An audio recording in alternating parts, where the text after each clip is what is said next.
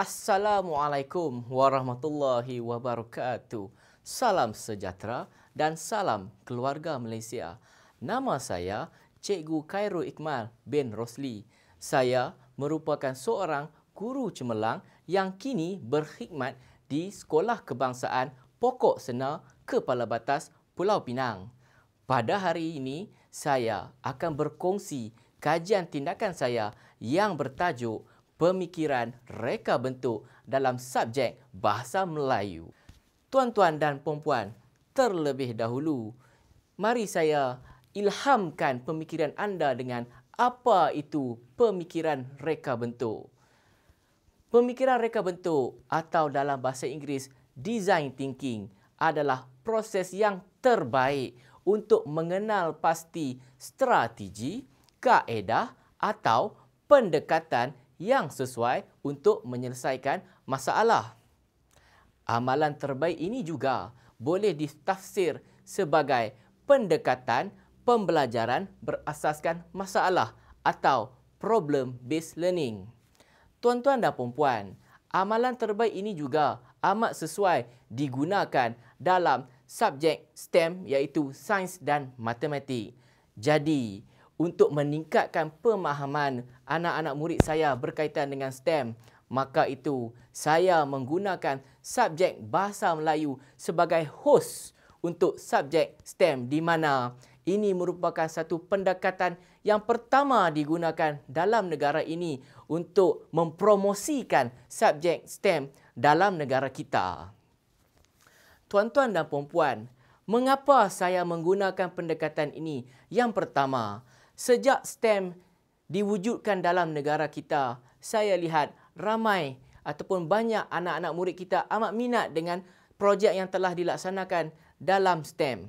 Dan ini menjadi semangat inquiry untuk anak-anak untuk belajar dengan lebih mendalam mengenai subjek STEM. Dan oleh itu, saya menggunakan satu pendekatan yang terbaik untuk memastikan murid-murid minat dalam subjek Bahasa Melayu dan saya mengaitkan dengan subjek yang terkandung dalam elemen STEM. Seterusnya juga, saya ingin memperkenalkan realistic learning ataupun pembelajaran yang nyata dalam subjek Bahasa Melayu. Ini kerana sekiranya kita lihat dalam subjek Bahasa Melayu, hanyalah guru menerangkan semata-mata dan murid akan mengingat apa yang telah diterangkan oleh guru. Ini merupakan satu pembelajaran yang agak membosankan dan pembelajaran tradisional ini perlu diubah.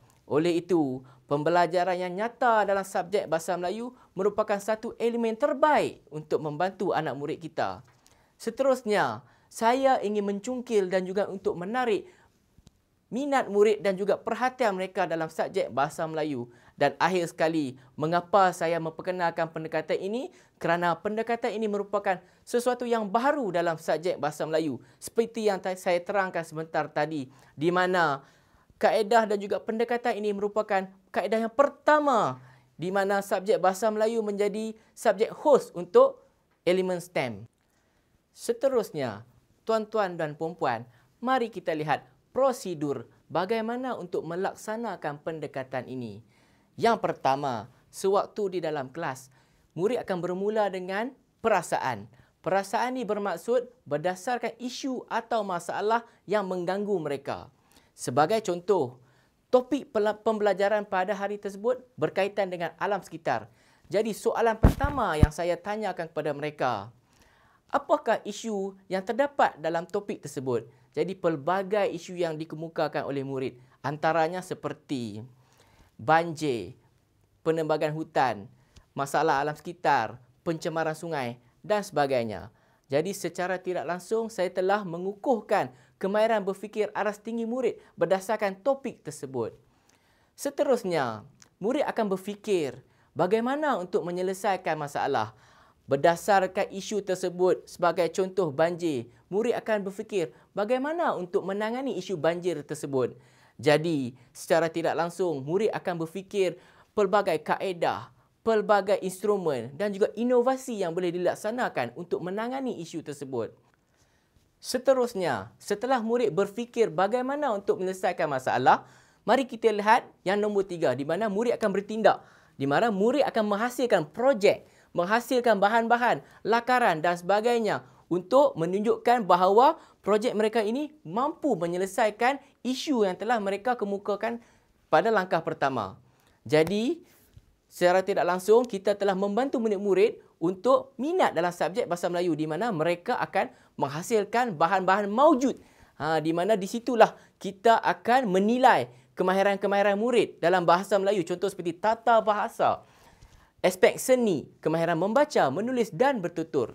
Akhir sekali, yang keempat, murid-murid akan berkongsi dalam sesi pembentangan, dalam media sosial dan sebagainya. Dari situ kita dapat melahirkan 4C yang terkandung dalam Pelan Pembangunan Pendidikan Malaysia iaitu 2013 hingga 2025. Jadi, pendekatan ini merupakan satu pendekatan yang terbaik yang dapat digunakan oleh guru-guru dalam subjek Bahasa Melayu untuk mengukuhkan kefahaman murid-murid dalam subjek Bahasa Melayu. Seterusnya, pendekatan ini banyak memberi impak kepada murid-murid. Yang pertama, kita dapat lihat dari segi prestasi murid di mana prestasi murid kian meningkat dan ianya dapat dilihat dari segi pentaksiran bilik darjah di mana tahap penguasaan murid kian meningkat dalam kemahiran-kemahiran Bahasa Melayu seperti kemahiran membaca, kemahiran menulis, mendengar dan bertutur, aspek seni dan juga tata bahasa. Jadi, pendekatan ini sangat memberi impak kepada murid dari segi prestasi. Seterusnya, apabila murid minat dengan subjek Bahasa Melayu, secara tidak langsung kehadiran murid akan meningkat. Jadi, murid akan hari-hari datang ke sekolah untuk menuntut ilmu. Dan seterusnya, minat murid terhadap subjek Bahasa Melayu akan meningkat. Dan sama seperti minat murid dalam subjek sains dan juga matematik. Jadi, betapa seronoknya murid apabila melaksanakan projek dalam subjek Bahasa Melayu. Tuan-tuan dan puan-puan, pendekatan ini juga melatih murid untuk meningkatkan kemahiran berfikir aras tinggi murid. Kita sedia maklum, KBAT ini mengandungi 6 aras. Jadi, dalam pendekatan ini, setiap aras dapat dinilai oleh guru-guru untuk membantu guru-guru mengasah kemahiran berfikir murid-murid. Dan yang paling penting, ini dapat dijadikan sebagai evidence untuk guru-guru memberi tahap penguasaan dalam PBD.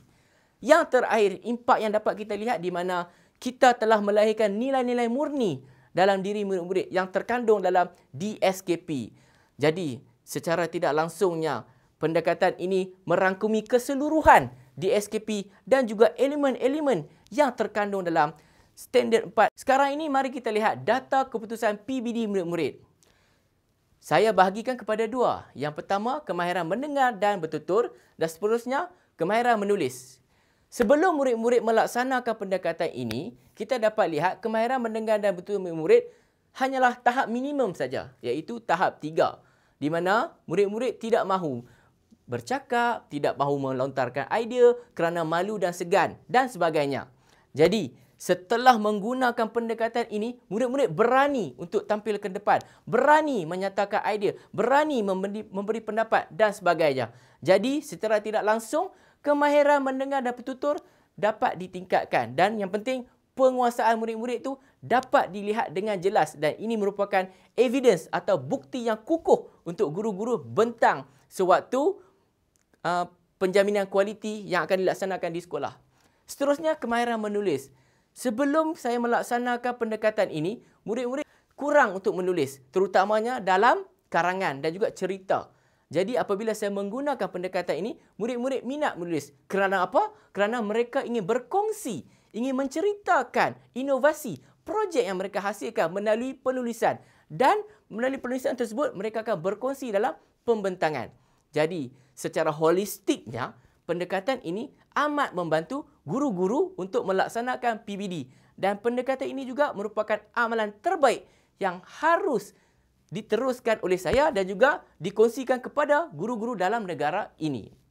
Seterusnya, saya akan berkongsi evidence bagaimana pendekatan ini berjaya dan terbukti boleh dilaksanakan oleh guru-guru yang mendengar perkongsian saya ini.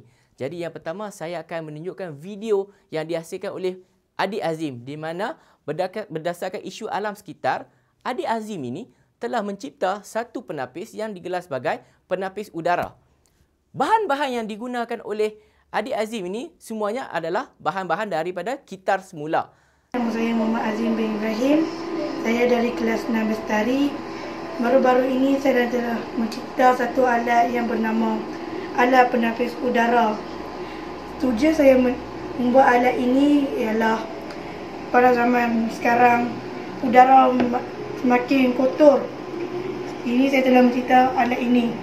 Kebaikan alat ini kepada manusia di atas kita ialah Ini merupakan projek yang dilaksanakan oleh murid-murid sewaktu PDPR. Untuk makluman, sewaktu PDPR, pendekatan ini merupakan satu pendekatan yang terbaik yang boleh dilaksanakan oleh guru-guru kerana menghantar tugasan merupakan satu benda yang sangat bosan pada waktu ini. Jadi, sewaktu di rumah, kita perlu gunakan satu pendekatan yang terbaik, iaitu problem-based learning. Ataupun boleh menggunakan project-based learning. Jadi, menggunakan pendekatan ini, saya rangkumkan semua dan saya berikan kepada murid dan secara tidak langsung, murid-murid menggunakan pendekatan ini untuk menghasilkan projek. Berdasarkan projek tersebut, saya akan nilai mengikut kemahiran-kemahiran yang ada dalam bahasa Melayu. Akhir kata, telah masuklah sesi soal jawab. Jadi sekiranya tuan-tuan dan puan-puan ada soal jawab, boleh tulis dalam ruangan yang telah diberikan. Sekian, terima kasih.